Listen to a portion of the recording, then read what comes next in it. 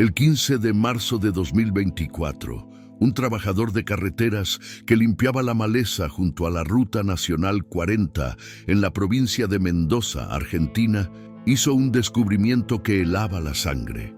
Ahí, colgando de las ramas de un algarrobo centenario, como fantasmas textiles mecidos por el viento, encontró 12 uniformes escolares azul marino perfectamente conservados.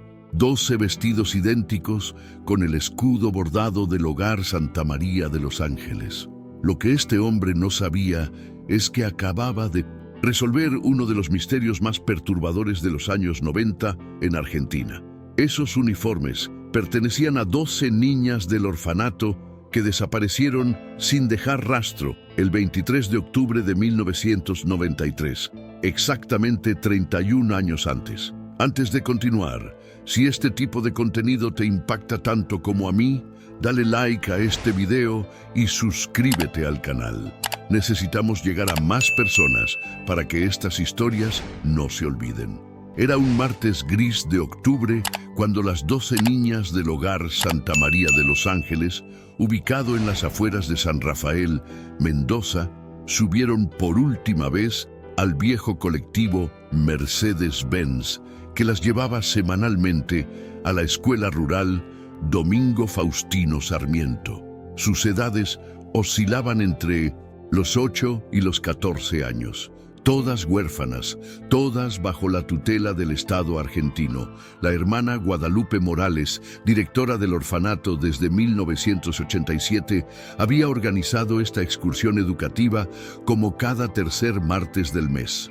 Las niñas visitarían la biblioteca municipal de General Alvear y luego tendrían una clase especial sobre la historia de la región.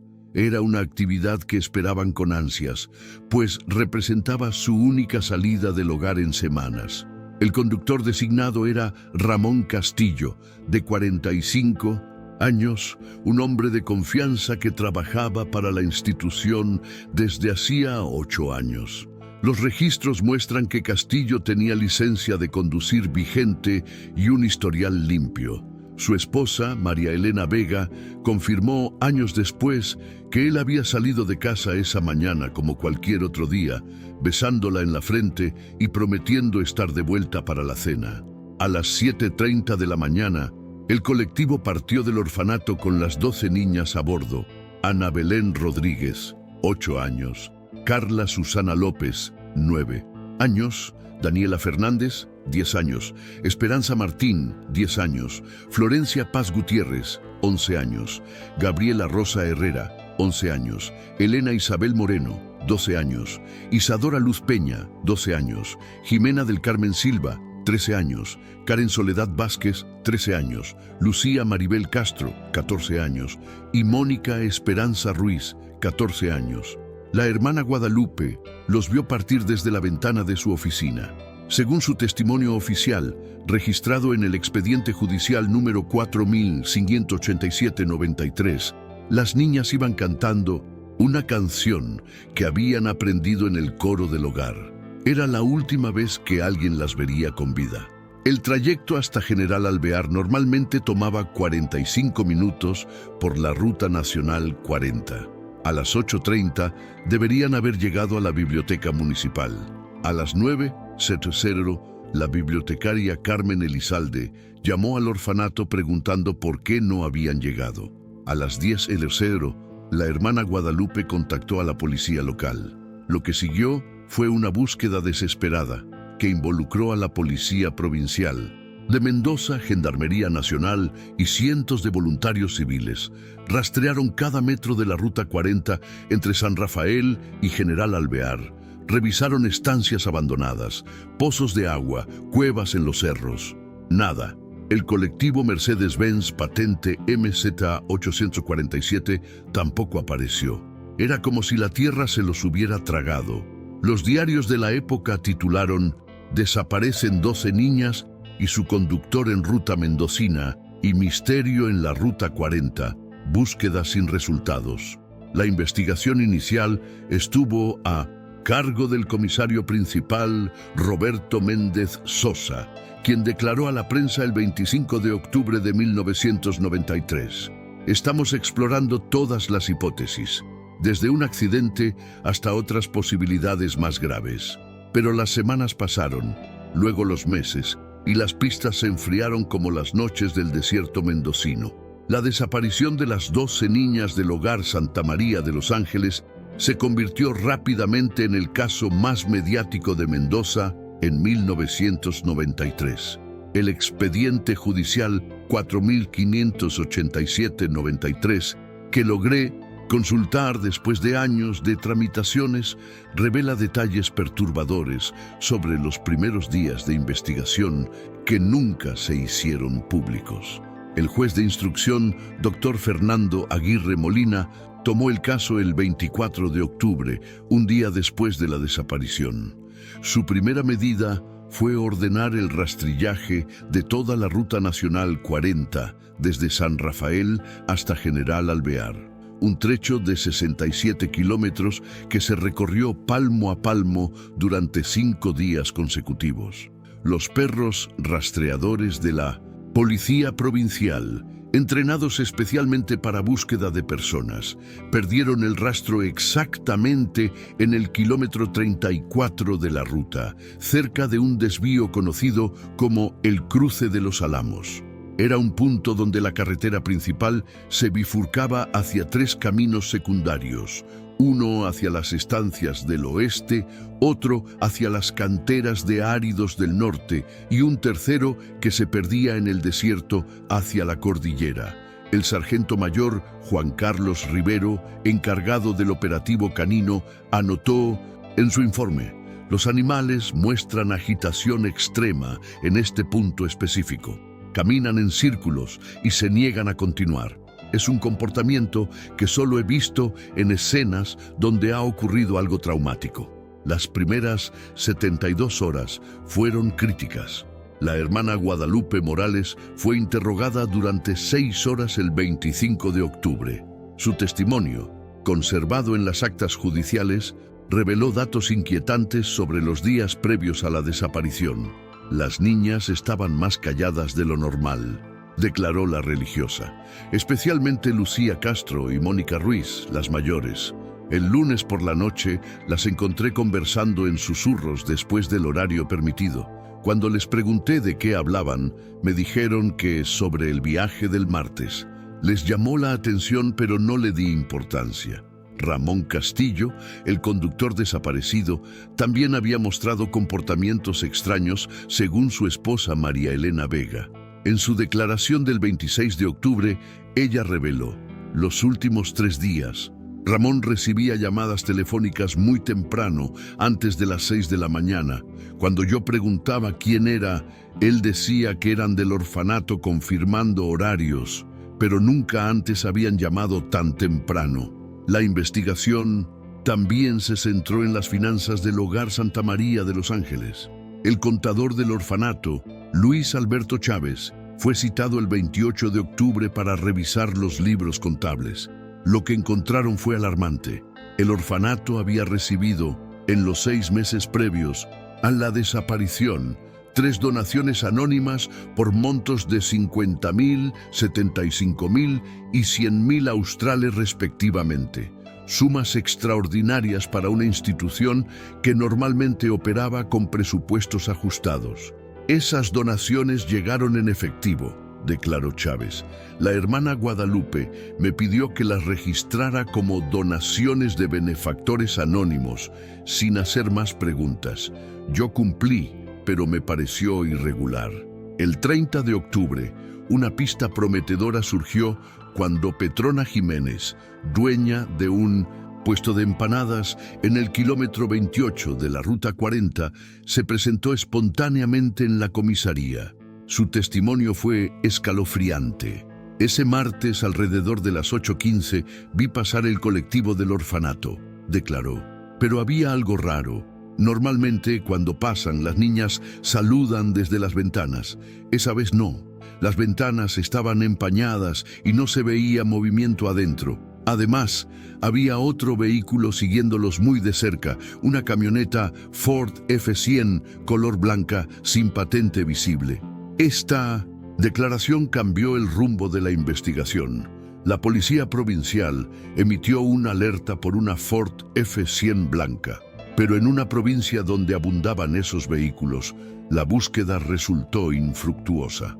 El 2 de noviembre, 9 días después de la desaparición, apareció la primera evidencia física. Un poblador rural llamado Esteban Morales encontró en un canal de riego abandonado cerca del cruce de Los Álamos una mochila escolar azul con el número 7 bordado. Pertenecía a Elena Isabel Moreno, de 12 años. La mochila estaba extrañamente limpia para haber estado a la intemperie durante más de una semana. Contenía sus útiles escolares, un cuaderno con la fecha 22 de octubre de 1993 en la última página escrita, y una pequeña estampa religiosa de la Virgen de Luján que todas las niñas del orfanato llevaban consigo. Pero lo más perturbador fue lo que no estaba en la mochila. No había rastros de barro, humedad o deterioro que indicaran exposición prolongada a los elementos, como si alguien la hubiera colocado ahí deliberadamente. Los años que siguieron a la desaparición de las 12 niñas estuvieron marcados por una sucesión de pistas falsas, testimonios contradictorios y una creciente sensación de que algo más siniestro se ocultaba detrás del caso. El expediente judicial creció hasta alcanzar 2.847 fojas, convirtiéndose en uno de los más voluminosos de la historia judicial mendocina. En marzo de 1994, 5 meses después de la desaparición, la investigación tomó un giro inesperado cuando apareció un testigo clave, Osvaldo Ramos, un camionero de 52 años que hacía la ruta entre Mendoza y Neuquén. Su testimonio, registrado el 15 de marzo de 1994, abrió una línea de investigación completamente nueva. Esa mañana del 23 de octubre, yo venía de Neuquén cargado con manzanas, declaró Ramos ante el fiscal.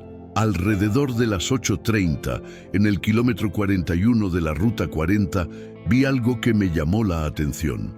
Había un colectivo parado al costado del camino y una camioneta blanca estacionada adelante. Vi a varios hombres adultos hablando con el conductor del colectivo.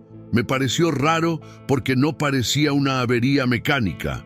Ramos explicó que no se detuvo porque llevaba carga perecedera y tenía horarios que cumplir. Ahora me arrepiento, confesó con lágrimas en los ojos. Si hubiera sabido que eran esas pobres nenas. La descripción de Ramos coincidía parcialmente con el testimonio de Petrona Jiménez, la vendedora de empanadas, pero añadía un detalle crucial. Había visto personas adultas intercambiando algo con el conductor. El fiscal ordenó que Ramos trabajara con un dibujante de la policía para crear retratos hablados de los hombres que había visto. Los retratos revelaron a 3 individuos de entre 35 y 45 años, todos de complexión robusta, uno con bigote prominente y otro con una cicatriz visible en la mejilla izquierda. Estos retratos se distribuyeron por toda la provincia, pero no generaron identificaciones positivas. En julio de 1994, la investigación recibió un impulso cuando la hermana Guadalupe Morales decidió romper su silencio sobre aspectos que había mantenido reservados. En una declaración ampliada, reveló que en las semanas previas a la desaparición había recibido visitas de funcionarios gubernamentales que se interesaron específicamente por las niñas de mayor edad. Vinieron 3 veces en septiembre de 1993, confesó la religiosa. Se presentaron como trabajadores sociales del Ministerio de Desarrollo Social en Provincial. Querían información detallada sobre Lucía, Mónica, Karen y Jimena, las 4 mayores. Preguntaron sobre sus expedientes, si tenían familia que las buscara, su rendimiento escolar. Me pareció rutinario en ese momento. La hermana Guadalupe recordó que estos supuestos funcionarios llevaban credenciales oficiales y una orden firmada por el director provincial de menores, doctor Eliseo Vargas. Sin embargo, cuando la policía contactó al doctor Vargas, él negó categóricamente haber emitido tal orden o enviado funcionarios al orfanato. «Jamás autoricé ninguna visita de ese tipo», declaró Vargas el 20 de julio de 1994. Y las credenciales que describe la hermana no corresponden a ningún formato oficial de nuestro ministerio. Alguien utilizó documentación falsa. Este descubrimiento llevó a la policía a investigar la posibilidad de que la desaparición hubiera sido planificada con semanas de anticipación por una organización criminal sofisticada. Se creó una unidad especial de 1900, investigación dirigida por el comisario inspector Carlos Alberto Mendoza, especializado en crímenes organizados. En diciembre de 1994 surgió otra pista inquietante. Un ex empleado del Hogar Santa María de Los Ángeles, el jardinero Tomás Heredia, que había sido despedido en agosto de 1993 por problemas de alcoholismo, se presentó voluntariamente en la comisaría con información perturbadora. «Yo sé cosas que no conté antes porque tenía miedo», admitió Heredia.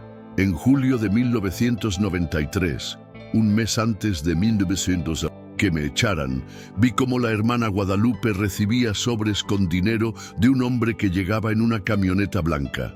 Lo vi 3 veces. Siempre era el mismo, alto, con bigote, una cicatriz en la cara. Le daba sobres gruesos y hablaban en voz baja. La descripción de Heredia coincidía exactamente con uno de los retratos hablados elaborados a partir del testimonio del camionero Ramos. Esto confirmó la sospecha de que existía una conexión previa entre alguien del exterior y el orfanato. Hasta aquí hemos visto cómo una desaparición aparentemente simple se convirtió en una conspiración compleja. Pero lo que van a escuchar ahora es aún más perturbador. Déjame una pregunta en los comentarios. ¿Crees que la hermana Guadalupe sabía más de lo que admitía o también fue víctima de esta conspiración? La investigación también reveló irregularidades en los registros del orfanato. Una auditoría ordenada por el juez Aguirre Molina encontró que 12 expedientes de niñas habían sido actualizados la misma semana de la desaparición, con cambios en información básica como fechas de nacimiento y lugares de origen. Pero lo más sospechoso era que estos expedientes correspondían exactamente a las 12 niñas desaparecidas. Los años 90 se cerraron sin respuestas, y la primera década del nuevo milenio trajo consigo un silencio administrativo que parecía sepultar para siempre el caso de las 12 niñas del Hogar Santa María de Los Ángeles. El expediente 4187-93 fue archivado en 2001 bajo la clasificación de desaparición sin resolución, pero las familias que habían adoptado el caso como propio se negaron a olvidar. En 2003, 10 años después de la tragedia, se formó la Asociación Familias por la Memoria, presidida por Carmen Elizalde, la antigua bibliotecaria que había dado la primera alerta sobre la llegada tardía de las niñas. Esta organización, integrada por vecinos de San Rafael y General Alvear, se dedicó a mantener viva la investigación a través de recursos propios. No podíamos permitir que estas niñas fueran olvidadas, declaró Elizalde en una entrevista de 2005. Cada una de ellas tenía un nombre, tenía sueños. Ana Belén quería ser maestra, Carla dibujaba hermosos paisajes, Daniela escribía poemas. No eran solo números en un expediente. La asociación logró importantes avances en la recopilación de testimonios que la investigación oficial había pasado por alto.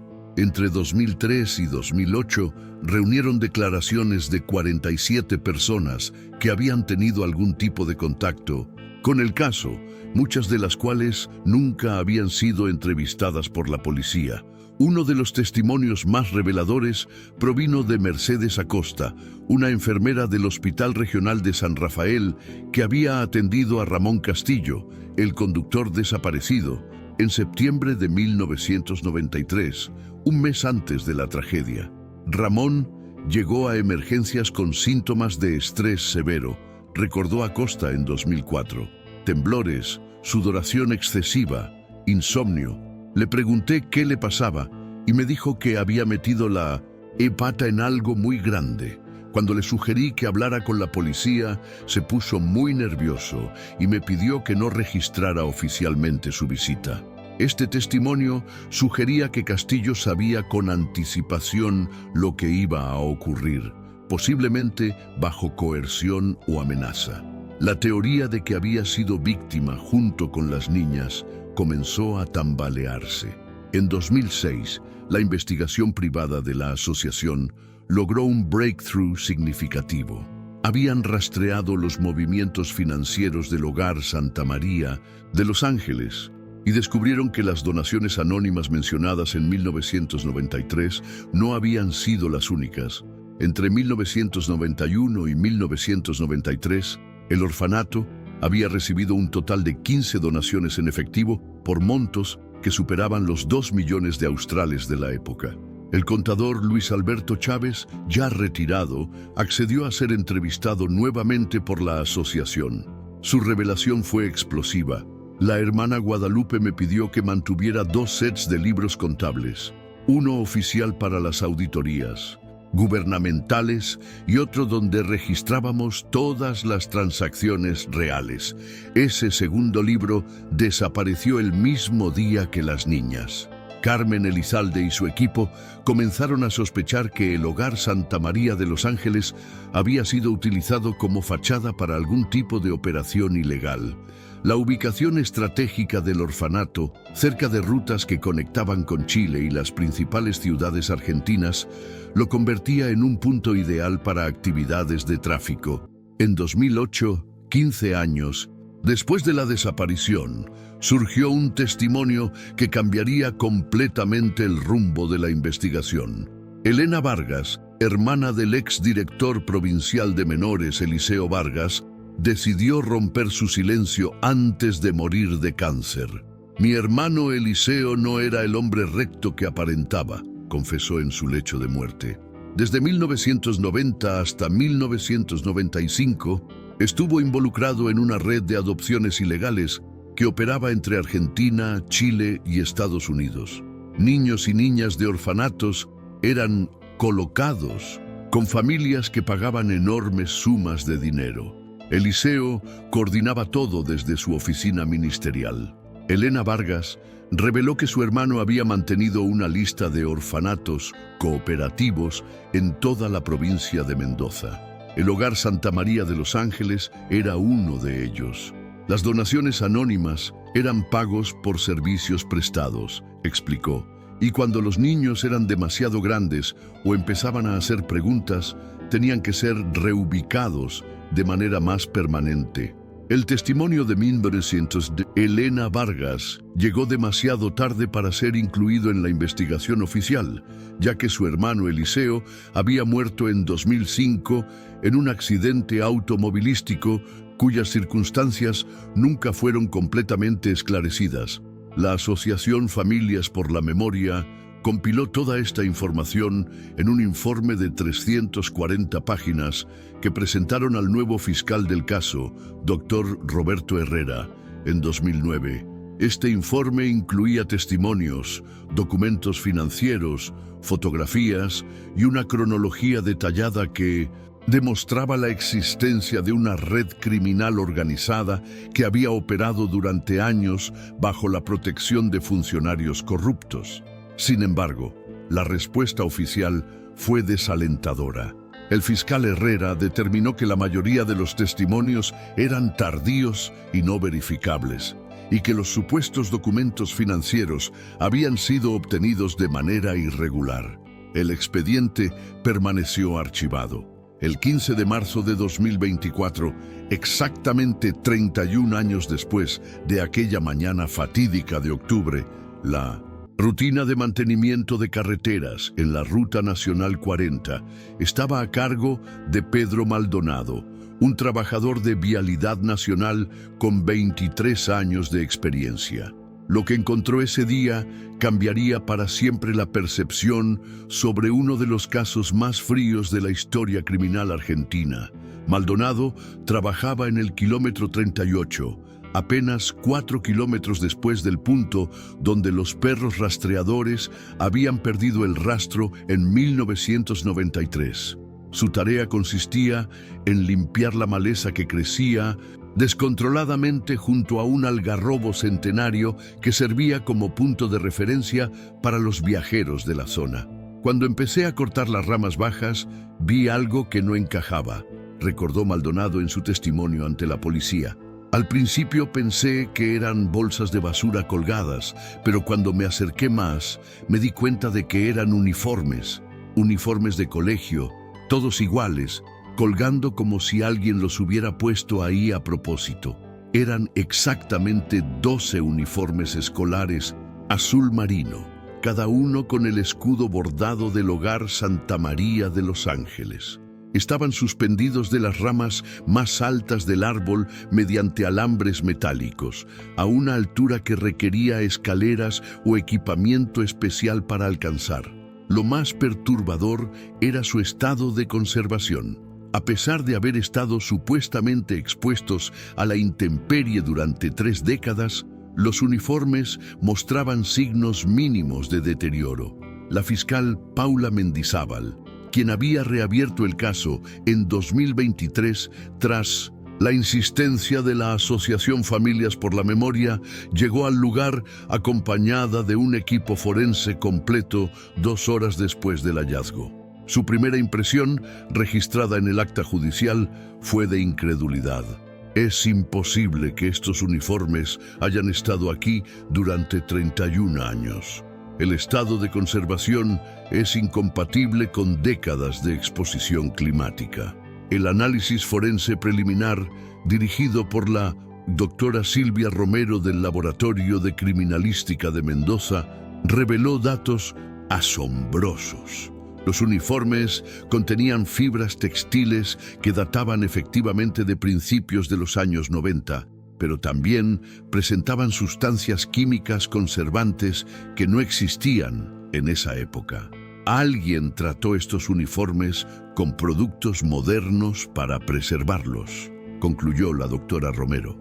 Más inquietante aún fue el descubrimiento de pequeños objetos personales en los bolsillos de cada uniforme. En el vestido que correspondía a Ana Belén Rodríguez, encontraron una pequeña pulsera de Mindonesi, cuentas azules que su expediente del orfanato describía como su posesión más preciada. En el de Carla López había un dibujo doblado de una casa con 2 árboles, fechado octubre 1993, con la caligrafía infantil característica de una niña de 9 años. Cada uniforme contenía algún objeto personal específico que los registros del orfanato identificaban como pertenecientes a cada niña. Era como si alguien hubiera preservado cuidadosamente estos elementos durante décadas, esperando el momento adecuado para revelarlos. El 20 de marzo de 2024, 5 días después del hallazgo, llegó a la Fiscalía un sobre anónimo que cambiaría completamente la dirección de la investigación. Contenía fotografías Polaroid fechadas octubre 1993 que mostraban a las 12 niñas en lo que parecía ser un lugar cerrado, posiblemente un galpón o depósito. En las imágenes, las niñas aparecían sin sus uniformes, vestidas con ropa civil, pero claramente contra su voluntad. Una de las fotografías mostraba a Lucía Castro, la mayor de las niñas, sosteniendo un cartel hecho a mano que decía: «Estamos bien, no nos busquen más, tenemos nuevas familias». La caligrafía era forzada, claramente escrita bajo coerción. El sobre también contenía una carta mecanografiada sin firma. Los uniformes son solo el comienzo. Las niñas tuvieron destinos diferentes. Algunas cruzaron fronteras, otras no tuvieron tanta suerte. La hermana Guadalupe sabía todo. Busquen en el pozo detrás de la capilla del orfanato. Ahí está la verdad que falta. La fiscal Mendizábal ordenó inmediatamente la excavación del área indicada en la carta. El 25 de marzo de 2024, los trabajos arqueológicos comenzaron en los terrenos del antiguo Hogar Santa María de Los Ángeles, que había sido cerrado en 1998 y convertido en un centro comunitario. A 3 metros de profundidad, encontraron una caja metálica enterrada que contenía documentos que confirmaron las peores sospechas sobre el caso. Había contratos de adopción firmados por la hermana Guadalupe, recibos de pagos en dólares estadounidenses y una lista de contactos en Chile, Paraguay y Estados Unidos. Pero el hallazgo más devastador fue un cuaderno de contabilidad con la letra manuscrita de la hermana Guadalupe, donde registraba detalladamente las transacciones realizadas entre 1991 y 1993. Las 12 niñas desaparecidas aparecían en la última entrada. Último grupo. Pago completo recibido. Operación cerrada. La investigación que siguió al descubrimiento de los uniformes en 1900, marzo de 2024, reveló una verdad más siniestra de lo que cualquiera había imaginado. Los documentos encontrados en el pozo detrás de la capilla confirmaron que el Hogar Santa María de Los Ángeles había operado durante años como parte de una red internacional de tráfico de menores que conectaba a Argentina con adopciones ilegales en el extranjero. El cuaderno de la hermana Guadalupe, analizado por expertos en grafología, detallaba un sistema meticuloso donde niños y niñas del orfanato eran evaluados según criterios específicos: edad, apariencia física, ausencia de familia que los buscara y capacidad de adaptación.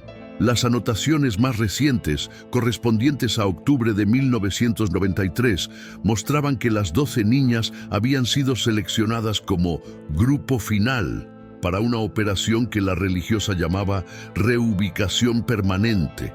La fiscal Paula Mendizábal, tras meses de investigación cruzada con archivos internacionales, logró reconstruir parcialmente el destino de las niñas. Lo que descubrimos es que no todas tuvieron el mismo final, explicó en una conferencia de prensa en agosto de 2024. Algunas fueron efectivamente entregadas a redes de adopción ilegal, principalmente en Estados Unidos y Europa.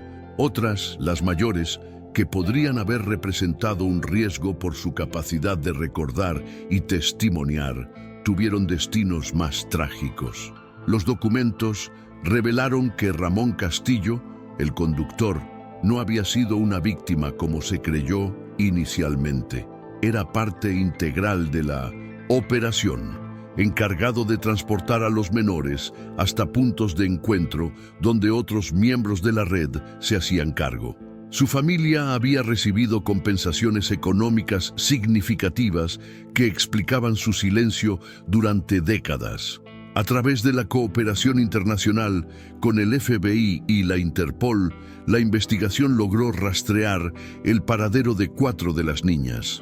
Ana Belén Rodríguez y Carla López habían sido adoptadas por familias estadounidenses en Texas y California, respectivamente. Ambas, ahora mujeres adultas de 39 y 40 años, habían crecido sin conocer su verdadera identidad o las circunstancias de su llegada a Estados Unidos. El reencuentro con Ana Belén, quien había sido adoptada con el nombre de Sarah Williams, fue documentado por las autoridades en septiembre de 2024. A través de una videollamada desde Houston, ella declaró: «Siempre supe que había algo raro en mi historia. Mis padres adoptivos me dijeron que había llegado de Argentina cuando era muy pequeña, pero nunca me explicaron por qué no había documentos oficiales de adopción. Ahora entiendo que ellos también fueron engañados».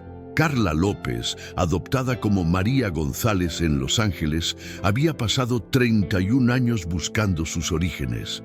Tenía pesadillas recurrentes sobre un lugar con muchas niñas, sobre un viaje en colectivo que terminó mal.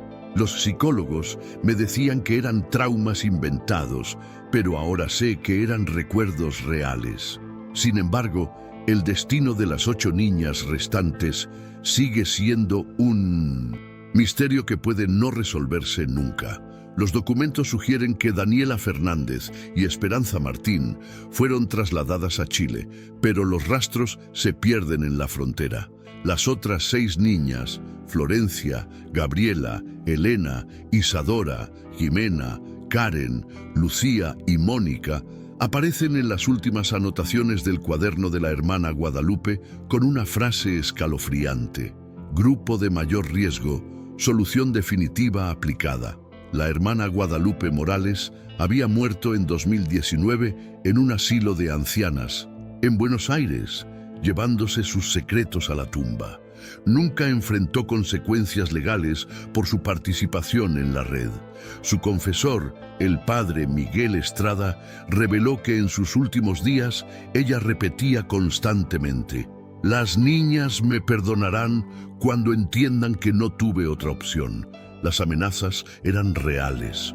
En octubre de 2024, exactamente 31 años después de la desaparición, se inauguró en San Rafael el Memorial de las 12 niñas de la Ruta 40.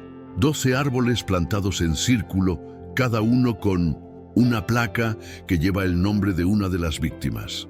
En el centro, una escultura de bronce muestra 12 uniformes escolares mecidos por el viento, recordando ese momento terrible cuando la inocencia fue arrebatada en una carretera mendocina. Carmen Elizalde, ahora de 78 años y presidenta emérita de la Asociación Familias por la Memoria, pronunció las palabras finales en la ceremonia. Durante 31 años, estas niñas fueron estadísticas en un expediente archivado. Hoy recuperan sus nombres, su dignidad y su lugar en nuestra memoria colectiva. Que nunca más el silencio sea cómplice de la injusticia. La investigación oficial continúa abierta. La fiscal Mendizábal estima que la red de tráfico de menores involucró a al menos 200 niños y niñas de diferentes orfanatos argentinos entre 1988 y 1995. Muchos casos permanecen sin resolver, sepultados bajo décadas de complicidad, corrupción y miedo. Esta historia nos recuerda que la justicia a veces llega tarde, pero no debemos permitir que llegue nunca. Si este caso te impactó tanto como a nosotros, dale like, suscríbete al canal y comparte este video con al menos 5 amigos. Es importante que estas historias se conozcan para que nunca se repitan. Dime en los comentarios desde qué país o ciudad nos estás viendo. Es increíble saber que estas historias llegan a todo el mundo. Y antes de irte, no puedes perderte la próxima historia que aparece en tu pantalla. Te va a impactar tanto como esta. Son casos reales que merecen ser contados, víctimas que merecen ser recordadas y verdades que merecen salir a la luz.